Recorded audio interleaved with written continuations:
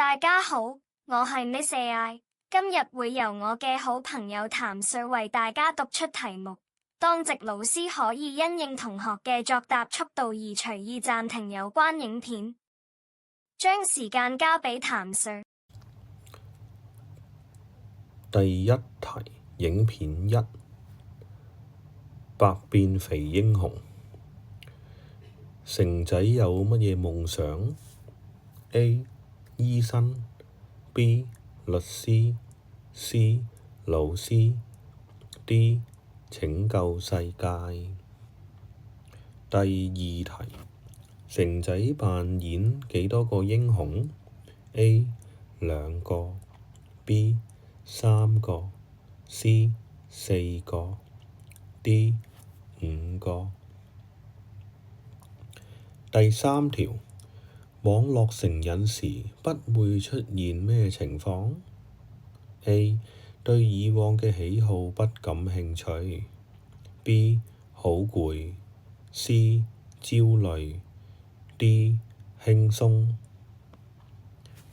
第四題，沉迷網絡唔會造成咩影響？A.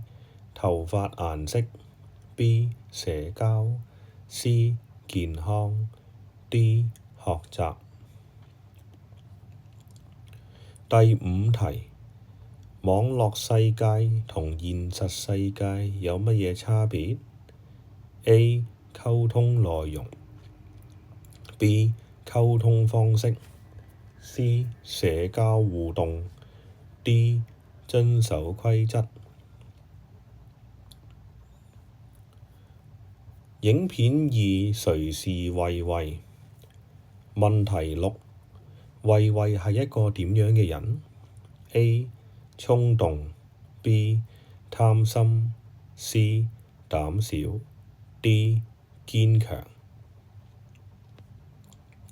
第七題，慧慧有冇一次成功交真正嘅朋友？A. 有陣時有 B. 有C. 不夠主動 D. 一次都冇。第八題，主角以為慧慧同佢有乜嘢相同嘅地方？A. 年齡一樣 B. 性格一樣 C. 讀同一間學校 D. 同班同學。第九題，慧慧每天都揾主角做乜嘢呢？A. 傾偈 B. 打籃球 C. 玩遊戲 D. 做功課。第十題，慧慧話銀包唔見咗，主角最後用咩方法去幫助慧慧呢？A. 去接佢 B. 畀現金佢 C. 幫佢揾銀包 D. 利用銀行戶口轉賬金錢畀佢。影片三，問題11 Sparky 能夠做乜嘢呢？A. 解決問題 B. 同人類傾偈 C. 分辨波嘅顏色，然之後畀返主人 D. 畫畫。第12題， AI 嘅英文全寫係乜嘢呢？A. Airline B. Artificial Intelligence C. Animal's Life D. Ant Looks。第13條，咁乜嘢係 AI 呢？ A. 人工智能 B. 家居智能 C. 人工問題 D. 家居問題。第14題，影片入邊第二日嘅天氣係點呢？ A. 陰天 B. 雨天 C. 打風 D. 晴天。第15題，Sparky 聽日會做乜嘢呢？ A. 踢足球 B. 玩飛碟 C. 跑步 D. 跨過障礙物。到第4條影片啦。AI 可以用喺咩地方啊？ A. 醫院 B. 自動駕駛汽車 C. 學習 D. 以上全部都係。第17題，AI 最好嘅事情係乜嘢啊？ A. 快速準確 B. 難以使用 C. 做嘢好慢 D. 以上全部都係。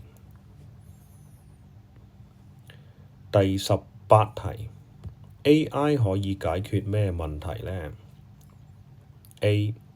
資料分析 B. 令人哋健康 C. 可以做出新嘅事情出嚟 D. 增加安全性。第19題，AI 會改變人類乜嘢習慣？ A. 人類會過度依賴 AI B. 影響自己思考嘅能力 C. 令到自己失去創意 D. 以上全部都係。第20題，我哋應該點樣正確使用 AI 呢？ A. 唔好過分依賴 B. 要不停咁樣使用 C. 我哋要將所有嘅事情都電子化 D. 以上全部都係。影片5，影片中冇提及到邊啲新興科技呢？ A. 無人駕駛車輛 B. 無人機配送外賣 C. 唱歌系統 D. 無人餐飲服務。22題，片中提及今年深圳嘅無人駕駛車輛同上年有乜嘢唔同呢？ A. 裝咗激光雷達 B. 車型換咗第二個品牌叫雷克薩斯 C. 多開放咗一啲站點，即係呢多咗一啲呢汽車中轉站。D. 冇咗安全監察員。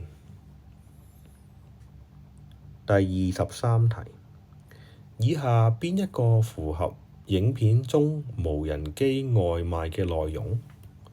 A. 由一間公司叫餓了麼外賣自主研發 B. 空投至專用櫃 C. 可以直接將無人機運送到去住宅 D. 需要打電話預約。24題，根據影片內容，呢一類新興科技嘅目的係乜嘢啊？ A. 展現國家嘅繁榮富強 B. 讓商戶賺取利潤 C. 為人民服務 D. 維護世界和平。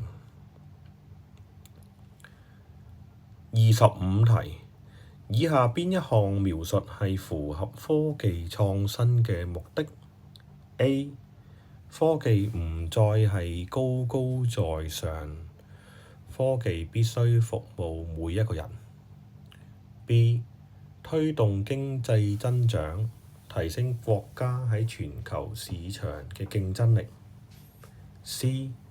遵從嚴格嘅倫理規範，確保技術發展唔會損害人類利益。D.